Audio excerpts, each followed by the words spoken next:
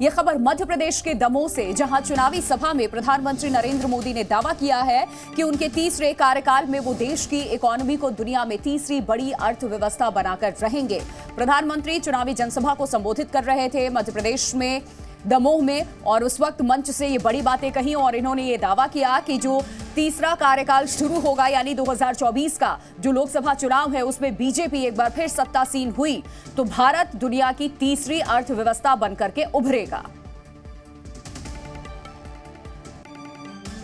समर्पण भाव से काम करते हैं तो 10वें से 5 नंबर पर पूरी ताकत के साथ पहुंच भी जाते हैं। और ये मोदी ने आपको गारंटी दी है, मोदी की गारंटी है, लिख लीजिए।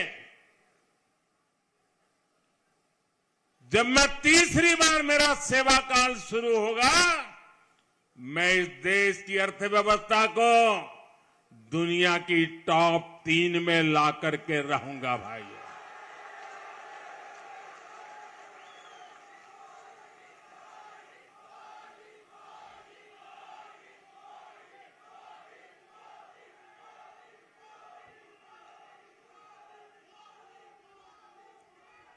हमारी गारंटी खजाने लुटाने की नहीं होती है, हमारी गारंटी देश को आन बान शान के साथ आगे ले जाने की होती है।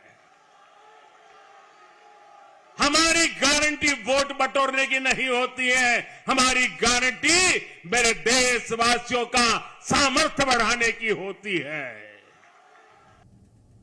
देखिए 2014 तक जब देश में उनको 10 साल लोगों ने मौका दिया था, आपको पता ही नहीं होगा कि देश के प्रधानमंत्री क्या कर रहे हैं, क्या बोल रहे हैं, क्या काम। क्यों?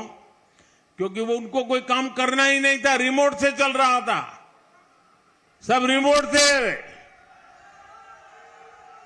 लेकिन एक कांग्रेस की रिमोट की आदत नहीं जा रही है। उस समय प्रधानमंत्री रिमोट से चलते थे, इन दिनों कांग्रेस के अध्यक्ष रिमोट से चल रहे हैं।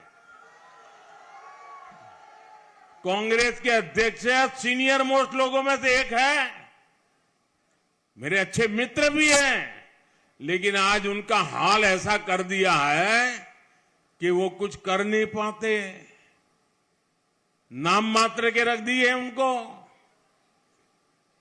लेकिन मैं कभी कभी देखता हूं कि हमारे कांग्रेस अध्यक्ष जी खुद के मूड में आ जाते हैं। कभी ये रिमोट का अगर चार्जिंग खत्म हो गया हो या कनेक्टिविटी टूट गई हो तो उनके मुंह से कुछ अच्छी बातें निकल जाती हैं। मैंने कहीं पढ़ा, कल उन्होंने पांडवों को याद किया था।